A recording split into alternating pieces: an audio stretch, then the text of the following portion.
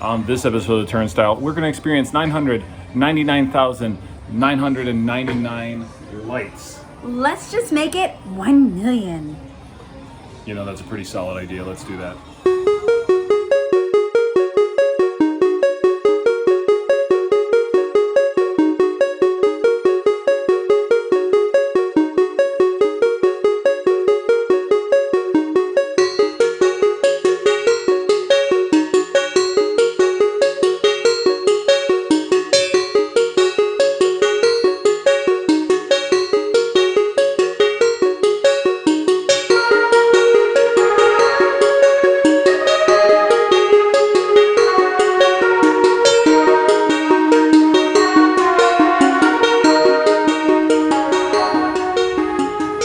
So we are at one of my favorite places in the world, and it's not Disney World. Where could it be? It's not Universal. What? It's not SeaWorld. Huh? Where are we, Marcy? We are at Give Kids the World right here in Kissimmee, Florida. That's right, and starting last year, they started doing this really cool light experience called Night of a Million Lights. Yes. And we got to experience it last year. I have a lot of cool footage that I have left over from last year's event.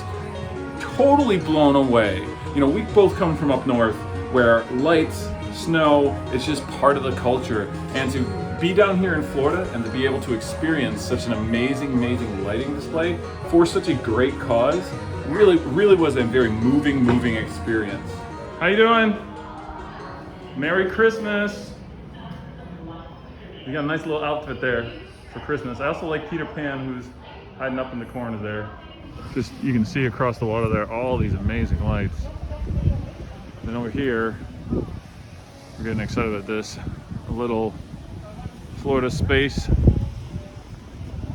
Blue lights, Dad likes blue lights.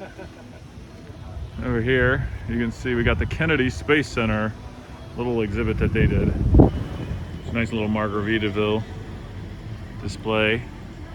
Again, a very Florida-esque Christmas, right up to the sign. Margaritaville Hotel and Resorts. Giant wreath there, made of Legos. And you got some Lego elves over there, climb up the tree with some Lego bells. Over here, this is the coolest part of all. But up here, Santa got himself stuck in the tree. The reindeers are upside down. He's stuck up here. I don't think he's going anywhere anytime soon. Got a lot of cool things. Smallest car ever put into production. Or super longest motorcycle. So here's the front. There's the back. The lights are shrunken heads. Oh, and the lights are on here. I'll zoom in so you can see. They're all little shrunken heads. Point out in the background there, Santa Claus in that window. He sees you. He sees you. All right, and then down here,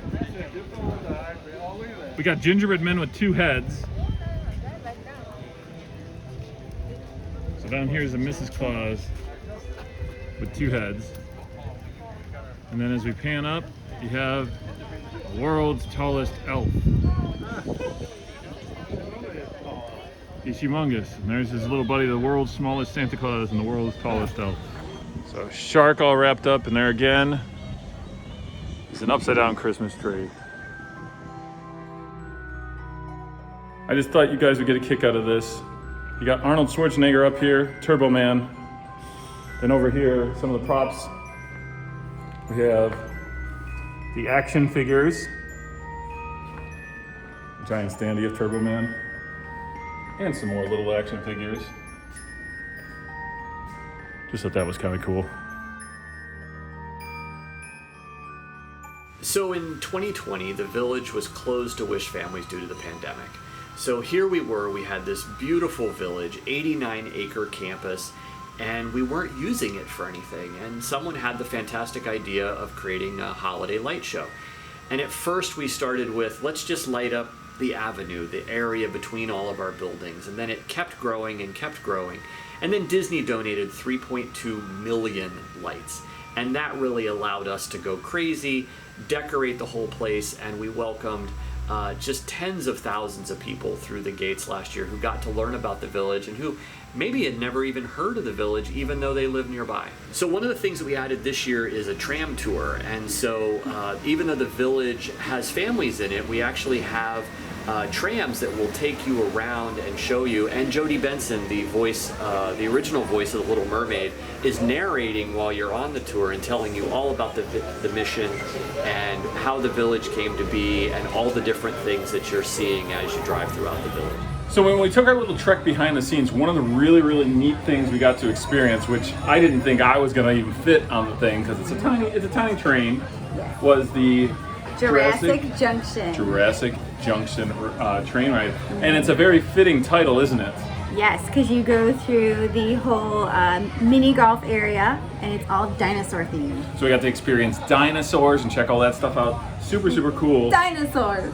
And it's kind of a recently refurbished thing here at Give Kids the World. Yeah, it's really well done. I was really super impressed. Weren't you impressed by how well done There's it a was? whole story and everything. It's great. Whole story, that was amazing. I'm blown away by what the team here at Give Kids the World is able to pull together. I mean, it's just amazing to me. And so many of these people are volunteers, volunteering their time, giving their talents, and it's really, really amazing And I think you to hit see. it on the head. Team.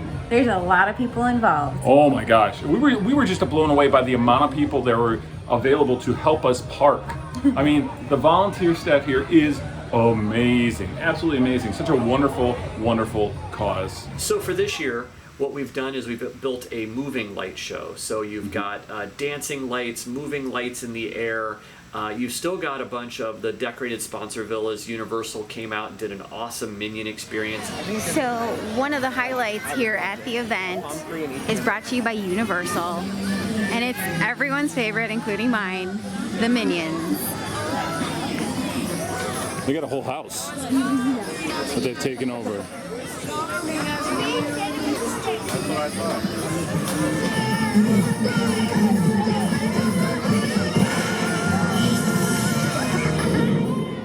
This is an actual, it's a small world boat right behind us filled with presents.